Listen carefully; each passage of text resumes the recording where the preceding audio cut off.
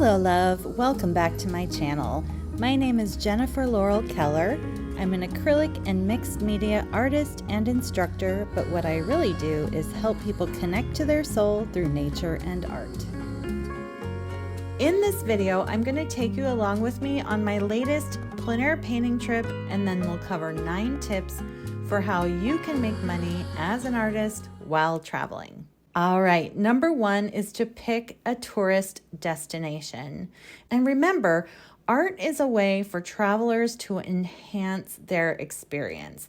People buy quite a bit of art on vacation. It's a more luxurious and soulful form of a souvenir. But unlike a plastic bauble or a keychain, they can display a painting in a more sophisticated way in their space. It's a conversation piece that they can tell their guests about because they met the artist.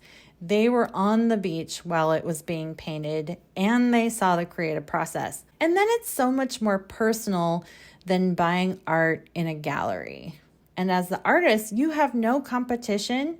You're the only artist out there. So by painting the scene that they're at while they're relaxing and bonding on vacation, you're providing a service to that person by helping them connect to their soul, add beauty to their space, and make memories.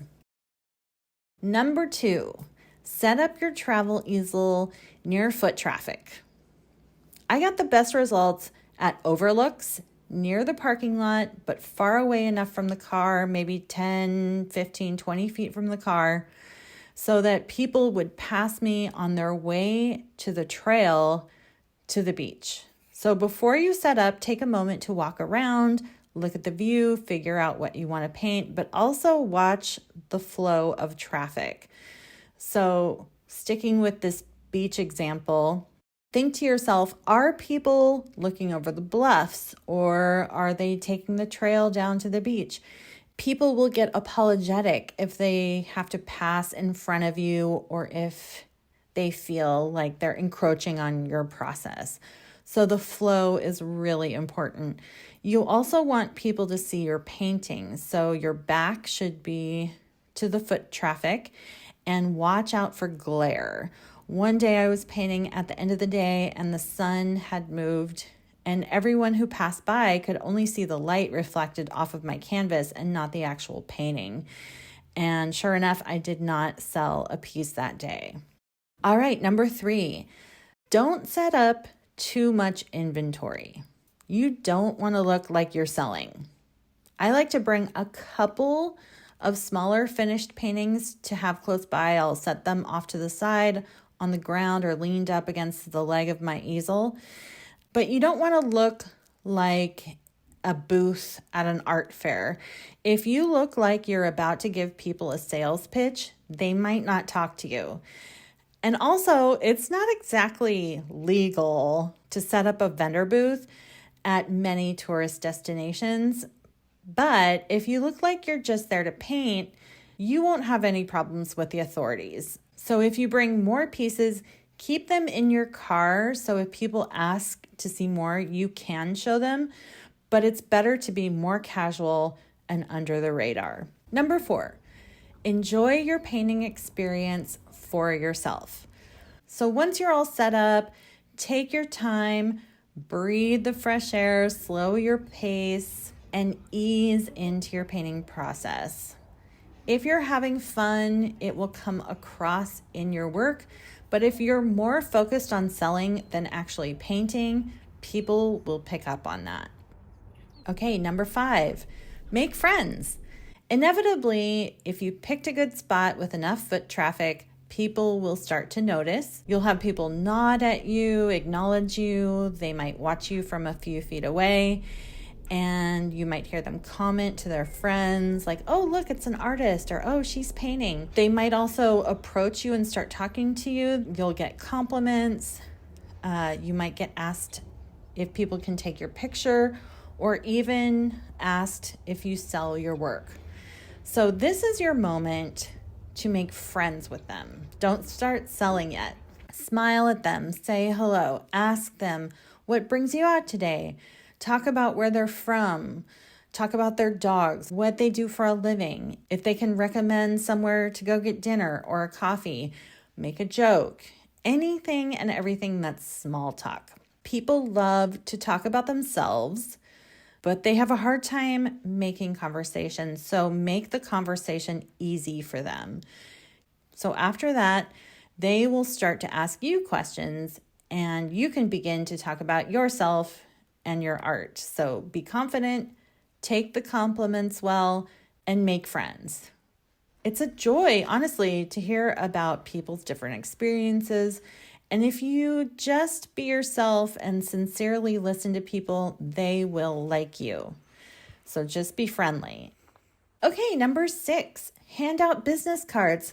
Not everyone who likes your art is going to be able to buy your art. So if you can tell that someone is interested in what you're doing, but they're starting to end the conversation and leave, ask them, would you like my card? And that way they have your information and you can say, I'll be in the area for the next couple of days, just in case they want to circle back and see how your painting turns out, because you might not be done with this one yet. Okay, number 7 is be patient. If you finish your painting, don't just pack up and go home. Keep your easel up like you're still working, because from a distance, before people can even see your art, they will notice your easel. They also like to see your brushes and your palette out.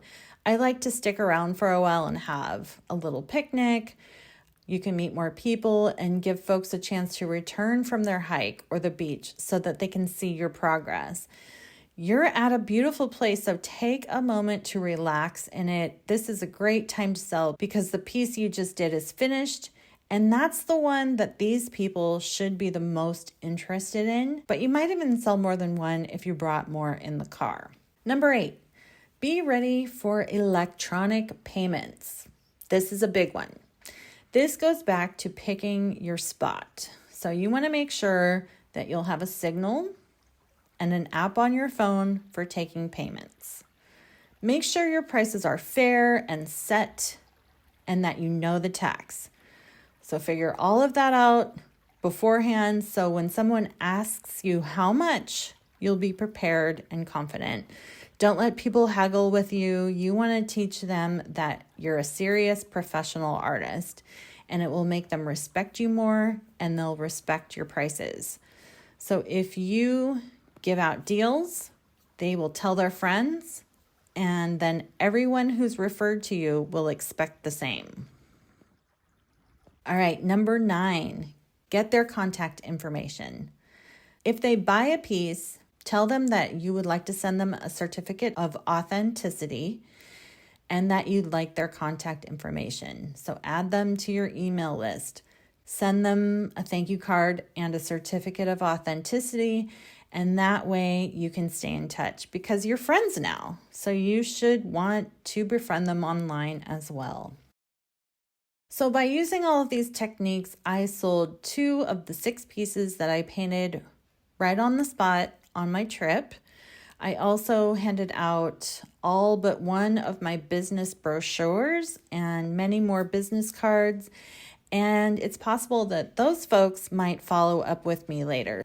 So if you're interested in learning more about plein air painting, I have an online class that's called Plein Air Like a Pro, and you can learn how to approach painting outside, but from the comfort of home. And last but not least, I have several other landscape painting classes online on Skillshare if you want to brush up on your landscapes before heading outside. All of this is linked below. I hope to see you over at jenniferlaurelkeller.com.